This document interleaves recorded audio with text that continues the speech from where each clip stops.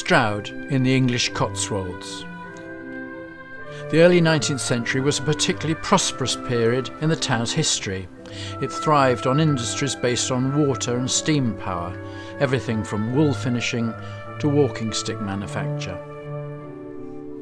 In the 1840s, the railway came, joining Stroud easily to London, and impressive subscription rooms were paid for and built.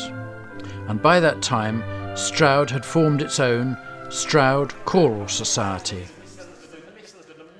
Founded in 1834, the choir flourishes today. Over 100 singers perform the standard repertoire of oratorios, requiems and masses.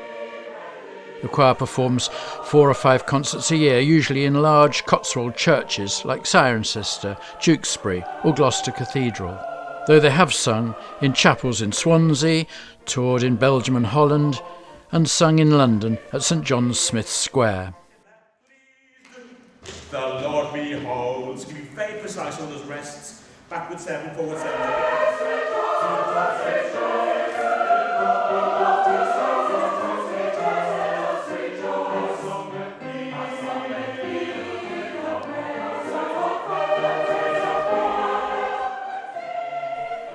A concern of the small committee, however, is that like any choral society, they can easily be perceived as insular, a choir of old people singing concerts for old people.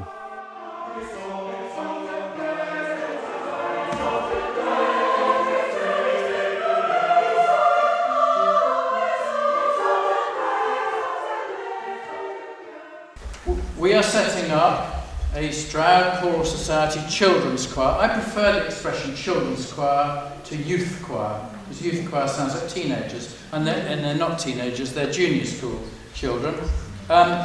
We've got to set it up so that it is linked to us nicely, but also has its own life.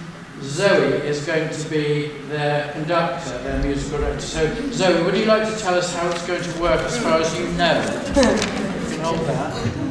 I started singing, I've always liked singing, and I started singing sort of as a very little tot, but I first joined the church choir in Leonard Stanley when I was 9.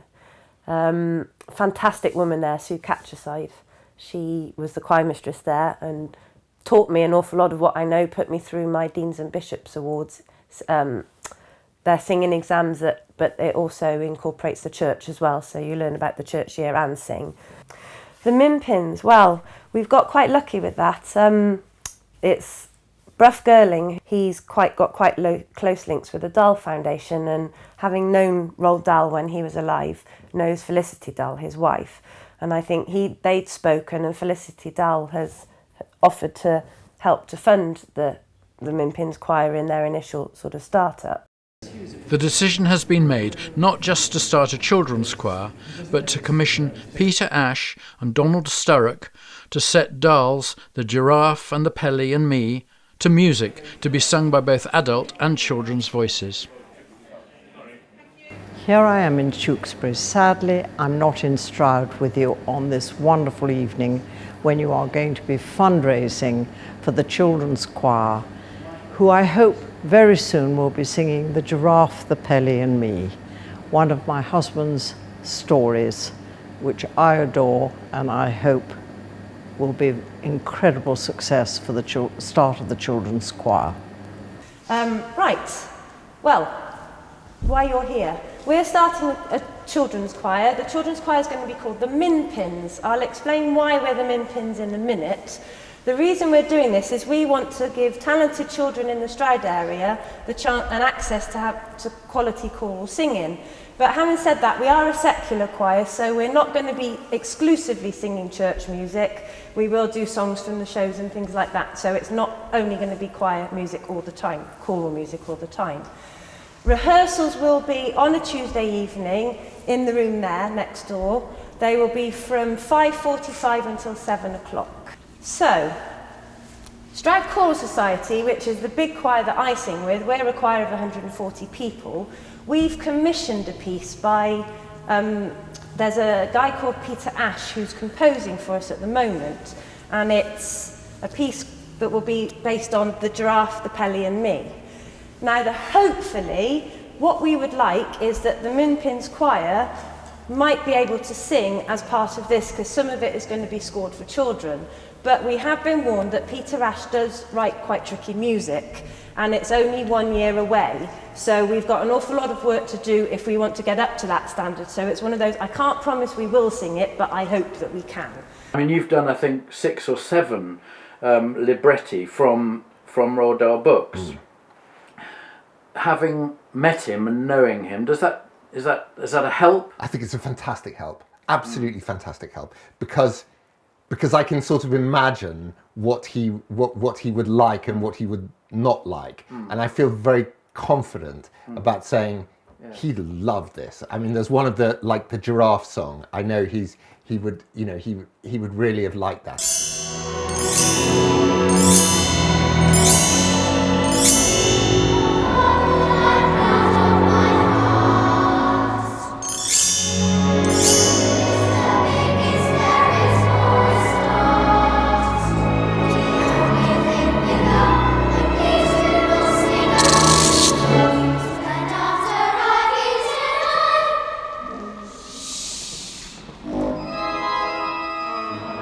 And the idea of being a little bit naughty and anticipating a rhyme that's a little bit rude, but that then doesn't come. Yeah. All of that he would absolutely love. And there's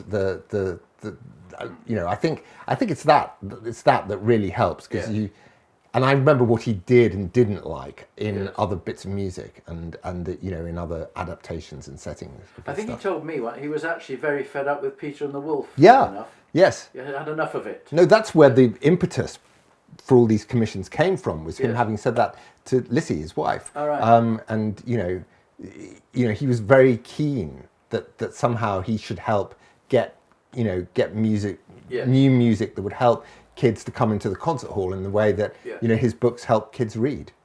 I think the role of what I would call art music in education for young people, it has been limited even more than in Roald's day, and I think it's a big problem in our schools now.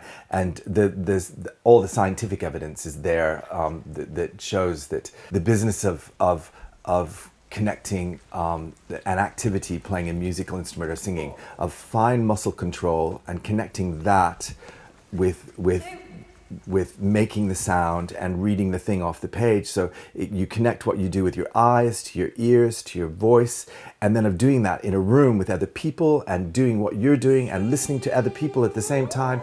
It's totally obvious, even without that evidence, that when your brain is developing, that's a really crucial thing to how you perceive and relate to the world.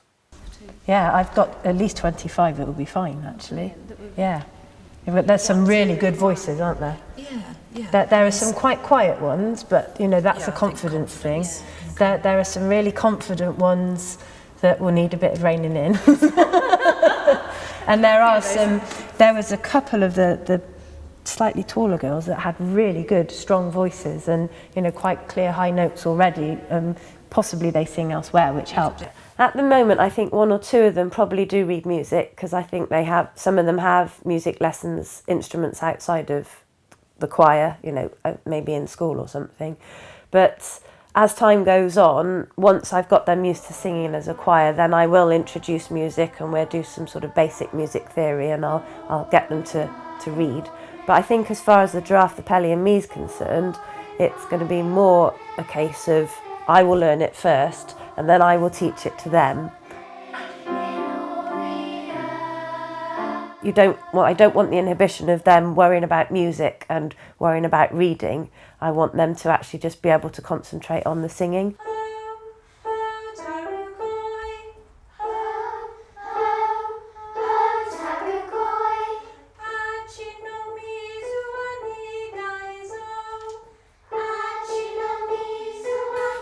So, using different languages. Well, I wanted to take the children away from thinking about words, and I want to start them off with no music, because it's just important to get them singing in the first instance. So just getting them singing what to them is just sounds, then they're getting used to producing their voices. Hello.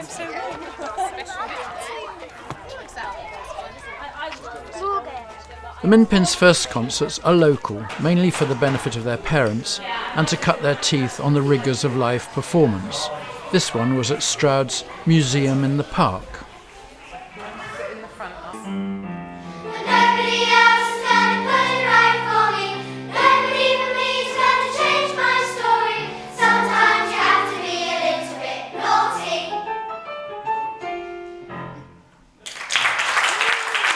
I'm so impressed with those children. I mean, not only have we done that with only sort of about 10, 12 rehearsals, but they've just sung 3 concerts in the space of 2 hours, so I couldn't be more impressed with them. They've really, really done me proud today.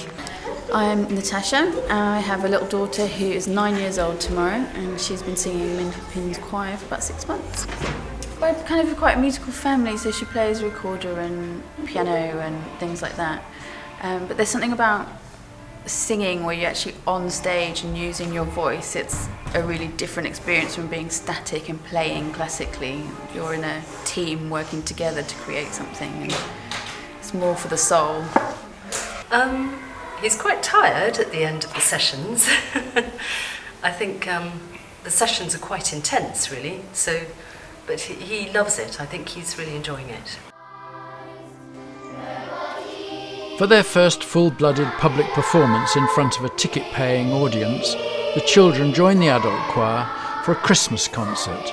It goes well.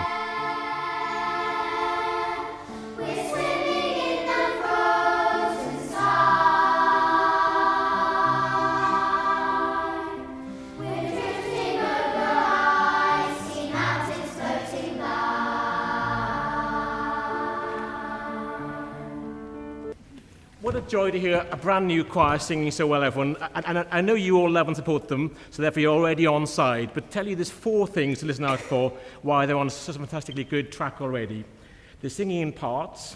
That's a real sign of quality already. They're holding on to the long notes at the ends of phrases. Walking in the air. They don't go and stop. Isn't that impressive?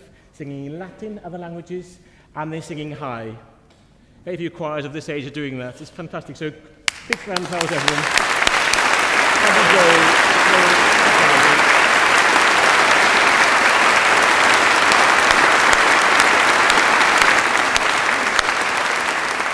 And it's so warming for us, I mean, old codgers on music, as it were, we've been doing it for years, because we love music. We want to share that with people like this. That's the reason for this choir, so we hope you start to enjoy the music as much as we do, because it'll stay with you through your whole life in different ways, on the radio, perhaps singing in different manifestations. But it is a great thing, and it's a great comfort in times of trouble, but a great thing to have in times of joy as well. So, congratulations everyone on a fantastic start to a long, hopefully, and thriving life for the Minpins.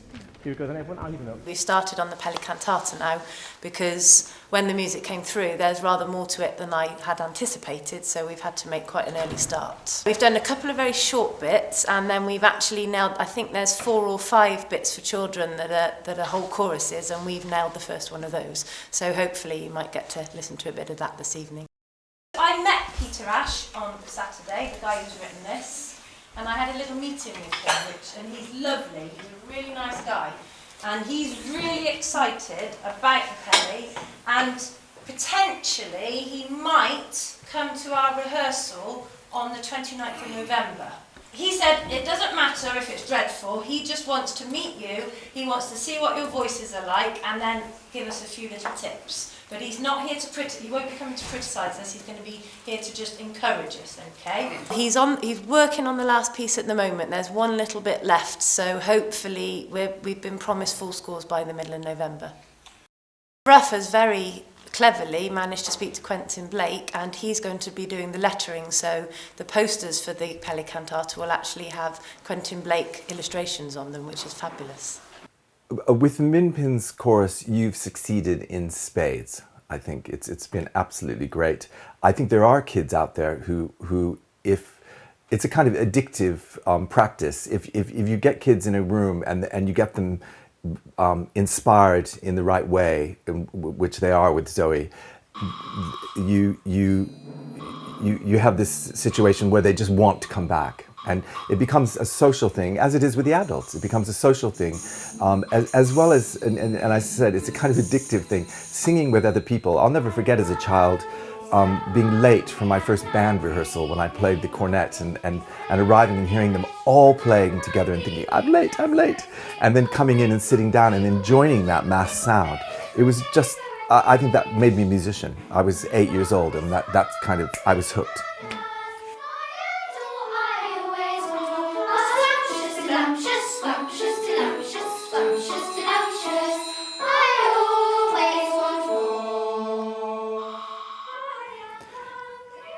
When you make a new piece, it's always very, very messy. And I think I've imagined about how I'd like it to sound, and I think we've imagined, Donald and I have imagined about how we'd like it to sound. The great thing about having a collaborative partnership with someone like Donald is that actually he knows more about music than I do, and I can always reference things if I want to do something, going back to the initial creative thing. If I want to, if I have a model that I'm thinking of using, you know, out of Janacek, out of a Schubert song, out of a Handel oratorio, I can reference those things, and he gets it immediately. And it's not about what the composer wrote necessarily. It's about a kind of tonal quality that needs to be there in what we're doing in our particular creative context.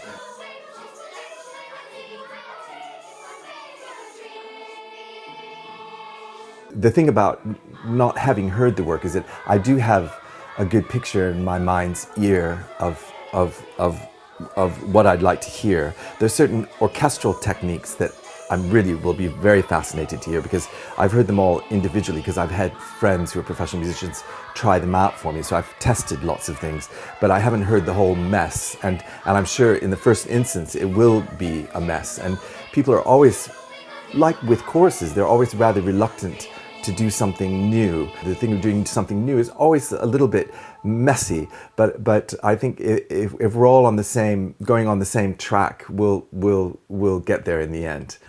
So Zoe, when Stroud Choral Society decided to start a children's choir, we could have just done that, and you could have accompanied us in the Messiah or whatever, and it would be a treble choir, wouldn't it? Mm-hmm. It would be just strengthening sopranos. But the fact that when we started it, we also commissioned a new work, that must be a massive job for you. I had to, first of all, learn every single note that I needed to teach the children. And then, so what I actually did was recorded myself singing it, every single line.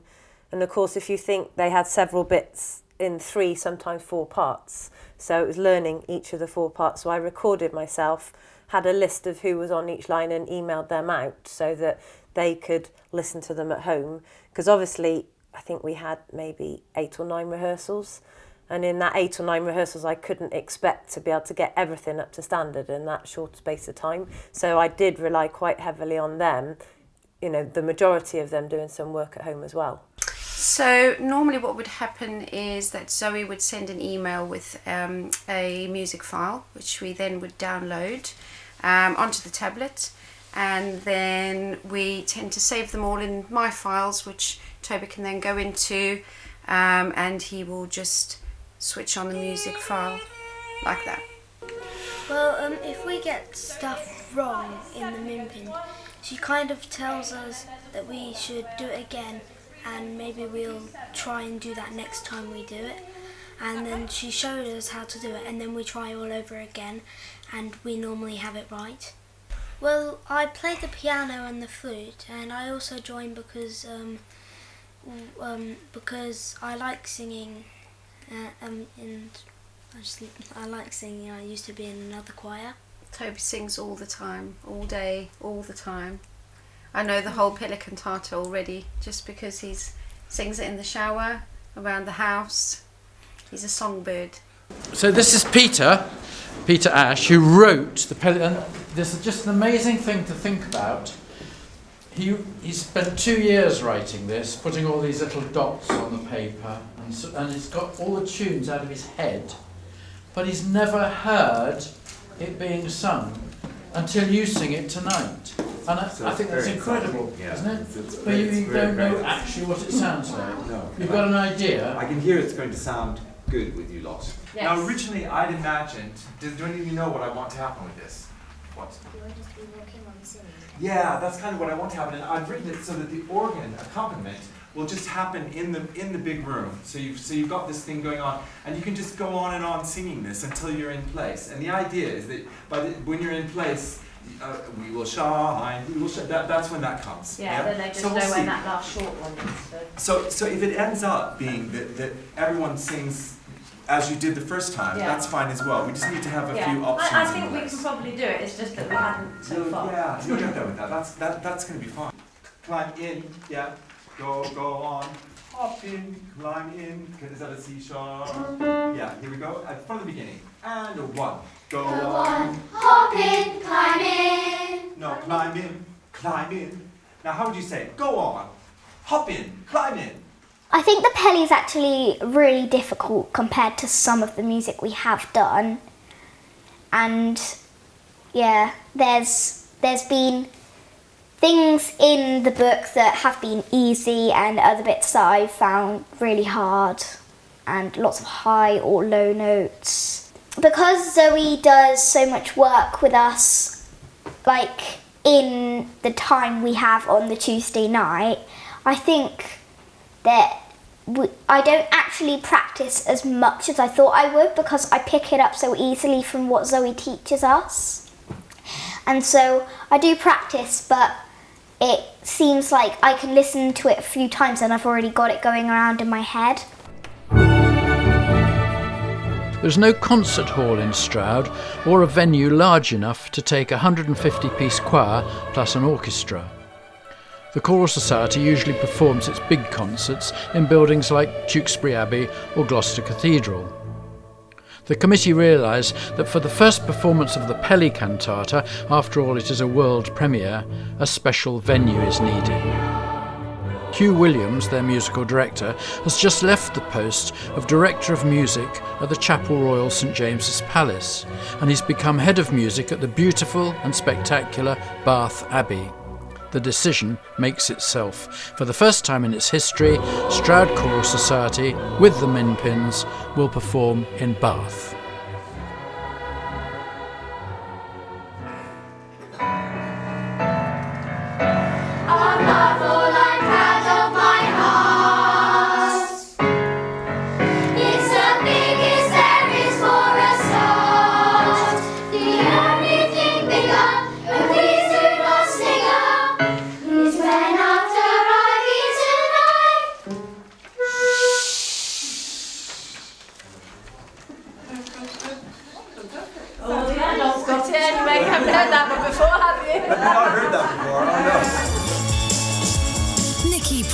BBC Radio Gloucestershire. Now let's hear more from the Minpins Choir, this brand new children's choir set up to sing this new piece of music based on the Roald Dahl book, The Giraffe, the Pelly and Me. I'm going to go and read this book soon. The whole thing was the idea of the Stroud Choral Society, who wanted some up-to-date music to sing, so they commissioned this new piece with the blessing of Roald Dahl's widow. It's called the Pelicantata. Great name, isn't it? And the world premiere performance will be at Bath Abbey next month. I went to a rehearsal at St George's Church in Nailsworth just the other day, and I spoke to the Minpins. My name is Sebi and I go to Woodchester School. My name's Harriet and I go to Winstones. My name is Kira and I go to Nailsworth Primary. My name is Martha and I go to Minchinhampton. So Sebi, first of all, just tell us about the piece that you're singing. How hard has it been to learn? We've been doing it for quite a while now, and at the beginning it was a bit difficult, but over time we've improved on it and it's become easier. Not everybody was looking at their books actually while they were singing, so some people know all the words off by heart now. And of course it's a Roald Dahl story.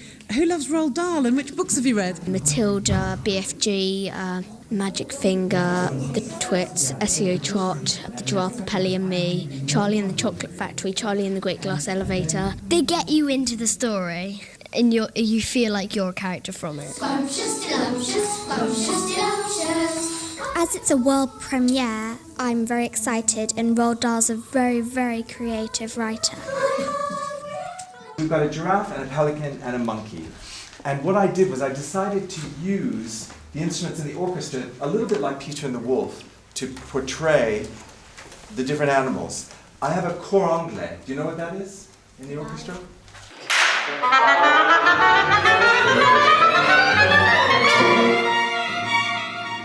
That's a really beautiful instrument. It's like an oboe. You know what an oboe is, yeah? It has a slightly beautiful but more nasal quality. It's very piercing in a beautiful way. And an oboe, a cor anglais is a long oboe. It's a lower pitched oboe, and it sounds like a pelican to me in some way.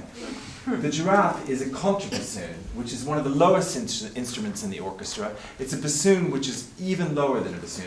Everything sounds an octave lower, so it plays right down to the bottom of the piano. Yeah, and the contrabassoon is the giraffe. Yeah, and what I thought about with the contrabassoon is that I wanted to have a character. Is a giraffe beautiful or ugly? Oh, I love the fact that you said that. Actually, when you see a giraffe, have you ever seen a giraffe with its tongue? I looked at YouTube the other day, and this giraffe at a safari park, this giraffe reached in through a window and took a child's ice cream cone with its tongue. It just, with its prehensile tongue. It was absolutely fantastic. And it was very friendly, but it's kind of scary. I think it's kind of scary looking, like a pelican's kind of scary looking. No, you don't think so? Oh, they're just sweet. Oh, right, okay. Well, I'd imagine, so anyway, so we carry right on. But I'd imagine this contrabassoon has music that feels beautiful, but the contrabassoon isn't naturally beautiful. And that's kind of why I made the giraffe into a contrabassoon, yeah? I've been in the Minpins 2 years now, and I joined the Minpins because I just love to sing. I'm just getting up the little video clips for the songs that Zoe Hines has gave me to practice with. I don't really find the Pelicantata hard. The songs that I find really hard is the Gloria ones. She's got an older brother that plays lots and lots of pop music around the house. Yes, my brother, he always plays Calvin Harris. It's encouraged her to be more confident in everything that she does. Schoolwork, even the teachers has noticed now that she's come along really, really a lot. I definitely recommend it to parents. It's very hard to get into the into the Minpins because you have to audition, but it's well worth that audition. Very nervous at the time, but well worth it. I'd recommend Zoe to anybody. You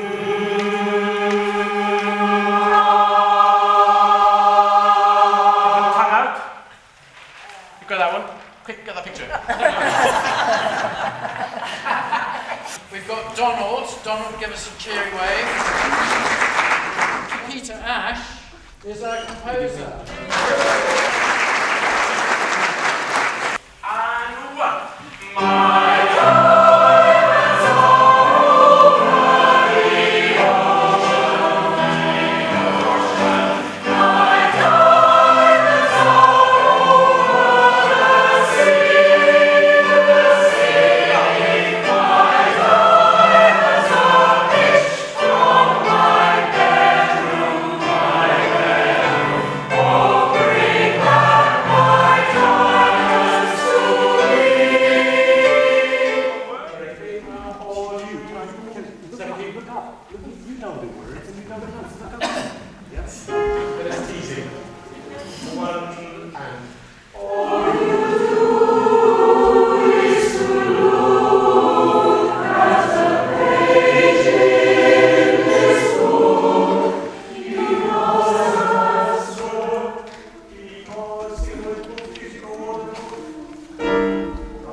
The nice thing is that the fugal material,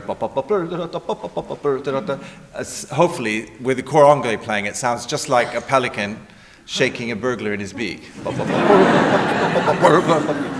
Yeah. So you get the whole orchestra doing that. And if you think you've got hard stuff to do, wait till you hear what they're having to do.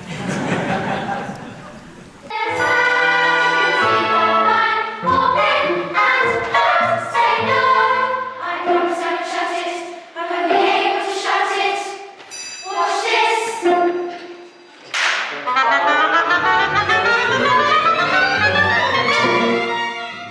when we had the rehearsal on the Thursday before, that was when it started to make sense. And my daughter, she came to me after the rehearsal and said, "Mummy, that was a lot easier than it is when we rehearse on Tuesday."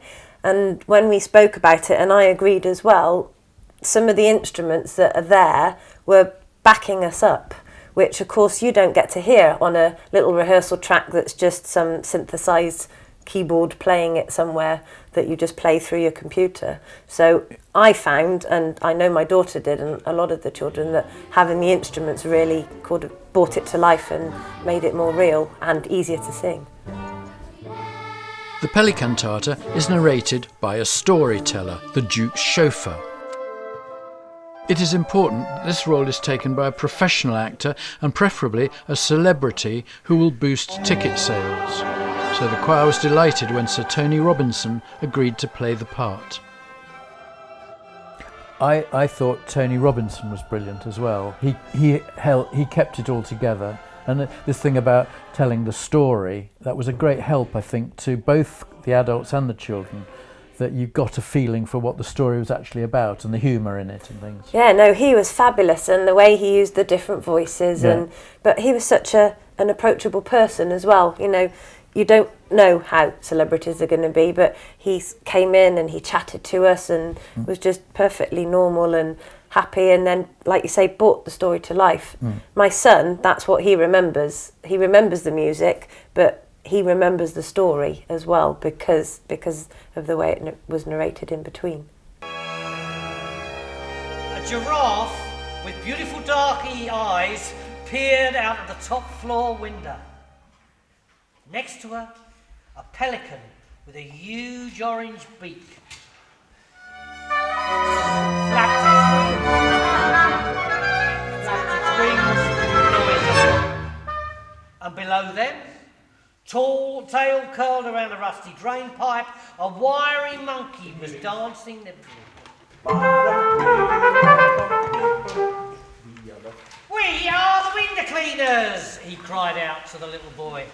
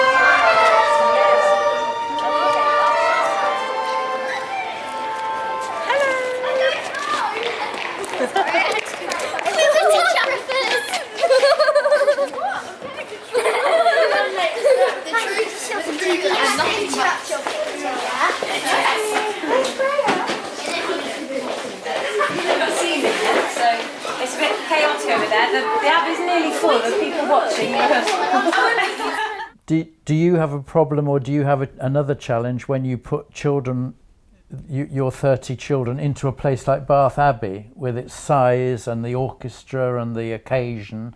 Does that faze them, or do you think they took it in their stride? I think it was more of a worry for me than them. I mean, I didn't know how they were going to react. A few of them sang in Gloucester Cathedral last year, but actually probably half of them had never sang in anywhere that size. They'd never sung with an orchestra that size. They hadn't sung with an audience that size, an acoustic. You know, everything there was on a much grander scale than we've ever had.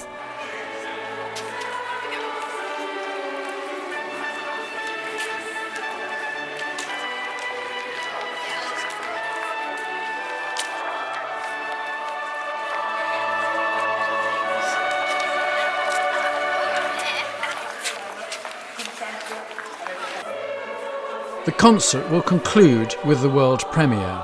The first half will include Vivaldi's Gloria, which will include the Minpins. There is a final afternoon rehearsal.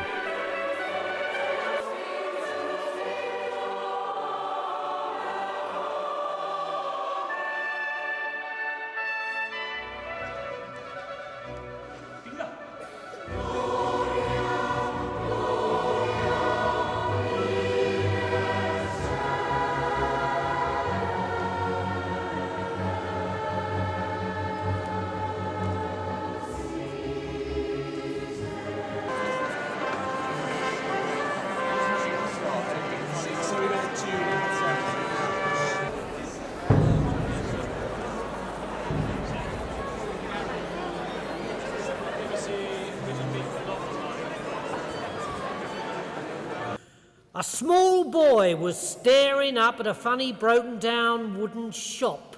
It was tall and thin, amazingly thin, with only one small window on each floor. Hung between its windows were two very curious signs. One was ancient and rather dirty. It read, "The Grubber." It had been an old sweet shop, you see. The other was fresh and new. It read, "The Ladderless Window Cleaning Company."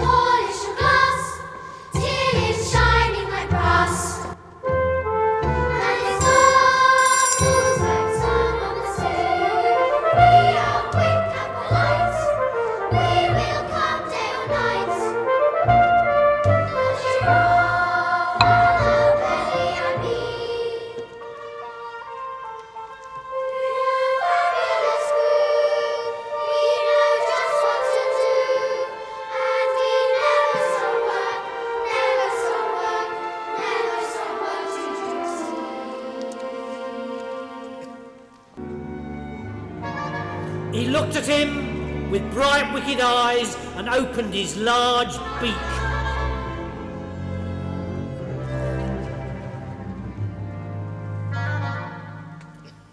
The boy looked nervous. Go on, hop in, climb in. You have nothing to fear. Go on, jump in, come on.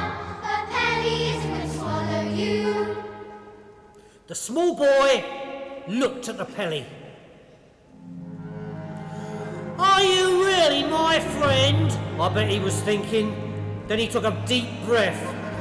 I will not hop in unless you swear on your honour you won't shut your beak once I'm inside. I don't like small dark places.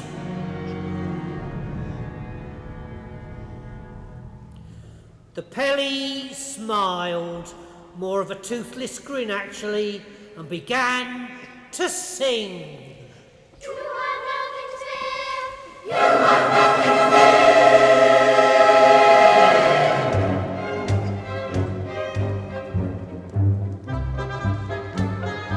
Let me tell you why. I have a very special beak. A special beak have I. You'll never see a beak so fine. You'll never see a beak so fine. I don't care where you go. There's magic in of mine. Hop in and don't say no. I promise I will shut it. I will be able to shut it. Watch this. The Pelly is starving, the monkey is famished, and I'm perishing with hunger. You see, I'm a geranious giraffe. I eat only the pink and purple flowers of the tinkle tinkle tree. The Pelly started to look bored and began to sing again.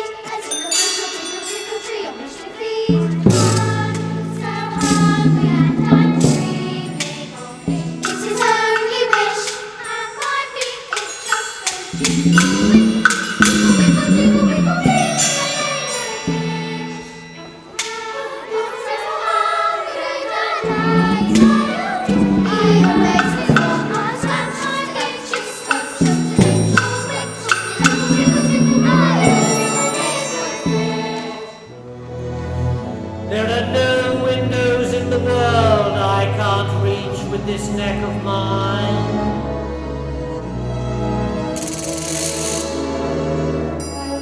It is as magical as the Pelly's beak.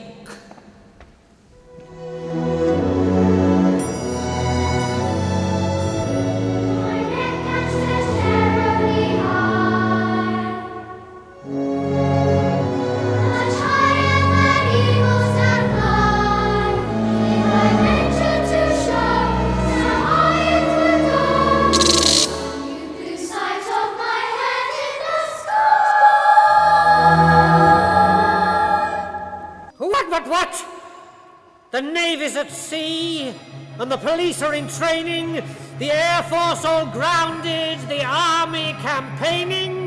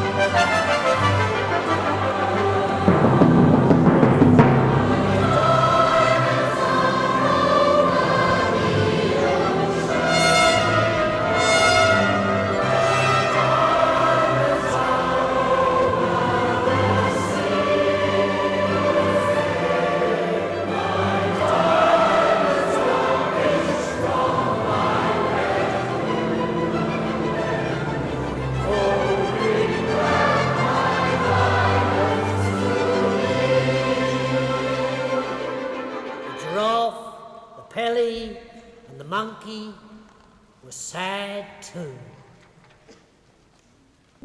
There were actually quite a lot of the Dahl family in the audience because Felicity Dahl was his widow. Two of her daughters were there, who were actually the Giraffe, the Pelly and Me is dedicated to. Nisha and Charlotte. They were there. Roald's grandson was there, Luke, who runs the literary estate. And I spoke to them all afterwards, and Mrs. Dahl in particular was absolutely thrilled particularly I think by the Minpins.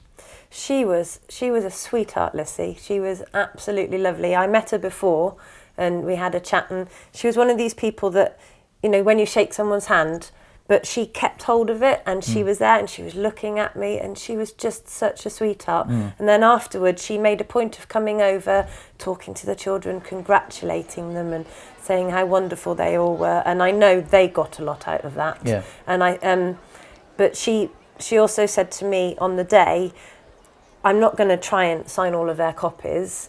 Do you have a list of their names? And I said, well, actually there's a list in the programme, so didn't think anything of it. 2 weeks later, I arrived home to a package through my door, and in the package was, for every single child, a handwritten card saying thank you for being a part of this wonderful sort of piece of music and for being part of this wonderful choir. And then an absolutely beautiful letter for me that reduced me to tears, and a copy of The Giraffe and the Pelly and Me that she'd signed as well.